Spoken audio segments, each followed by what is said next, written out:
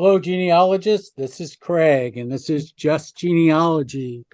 And I have to try to catch up with all the new books we have at Heritage Books. I haven't really done a whole lot with new books lately in regards to letting you know about them. So I thought I'd share a few of them with you today. We've recently brought back into print the Newton County history of Newton County, Mississippi from 1834 to 1894 by A.J. Brown.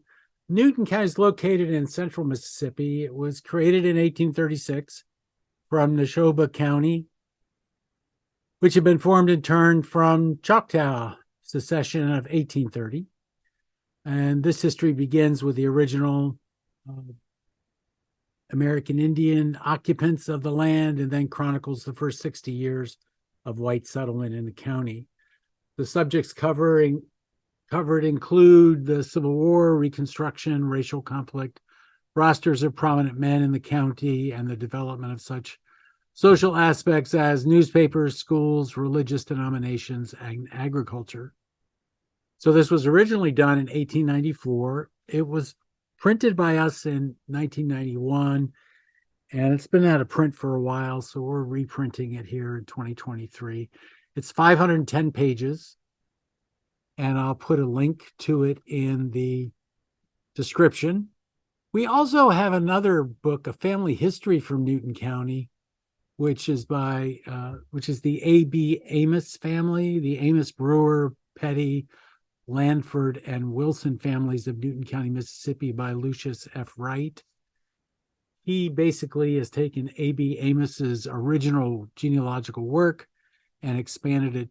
He's also made some minor grammatical corrections and presented the data in register format.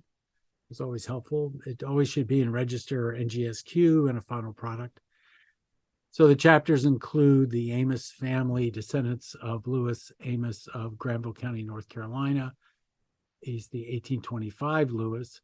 Then descendants of the 1857 William Amos of Granville, then descendants of the 1852 John Amos of Murray County, Tennessee, and then the Brewer families of Sumter County, Alabama to 1860. And it also includes several other families, including Langford and Davis and Wilson and Howe, and then some Watkins.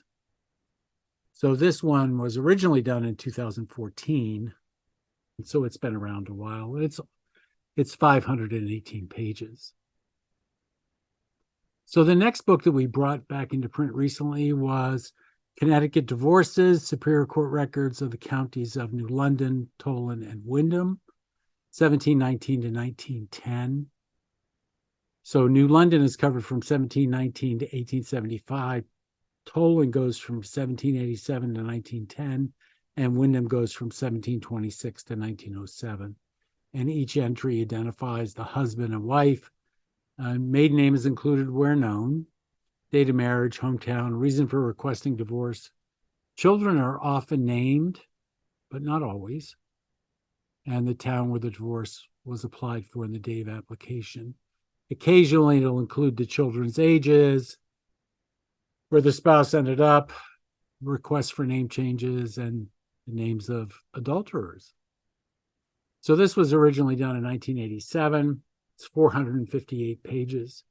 Now, to add to that, we also have Connecticut Divorces Superior Court Records for the counties of Litchfield and Hartford, and they cover the period 1752 to 1922, where Hartford covers 1740 to 1849, and Litchfield covers 1752 to 1922.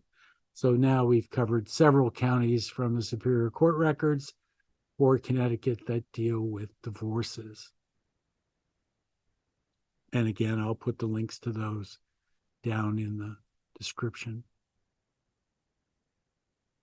We've recently brought back into print Joan Peters' two books, Brent Town and Elk Run Valley History, Volume 1 from Acquisition to Settlement, 1688 to 1800, and Volume 2, The Families and Homes, from 1759 to 1800.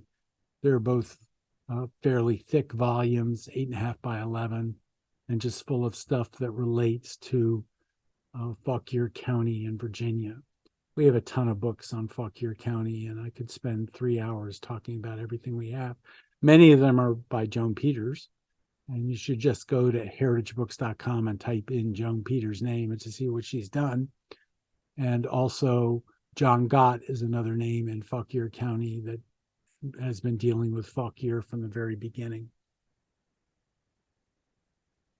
An interesting anomaly in my life. I don't quite know how this happened, but we reprinted the genealogical history with short sketches and family records of the early settlers of West Simsbury, now Canton, Connecticut, by Abel Brown Esquire. And somehow we reprinted it twice. We actually haven't done that. We sent them to 2 different printers, and we actually haven't done that in a while. The author was a descendant of one of the first settlers in the part of West Simsbury that's now Canton, and he was interested in collecting and preserving facts and incidents connected with the first settlers of the town. And his short sketches include about 185 families. So this has some significant early genealogical materials in it that will be useful to anyone who's dealing with this area of Connecticut. It was originally done in 1856, so it's a very early work as genealogical works go. We reprinted it in 1993 for the first time, and here we're reprinting it again more than once. And so you get to choose your cover. It's really not that funny. You get to choose your cover. Did I mention it's 158 pages? So pardon me while I laugh my head off.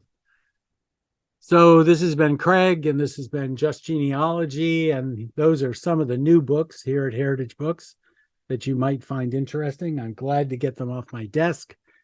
I have a ton more sitting here that I'll try to put them together in short snippets like this one so that we can get the job done. Thank you so much. Don't forget to subscribe, and I'll get this set up fairly soon in regards to the links to the books in the description. Have a great day, and I will see you soon.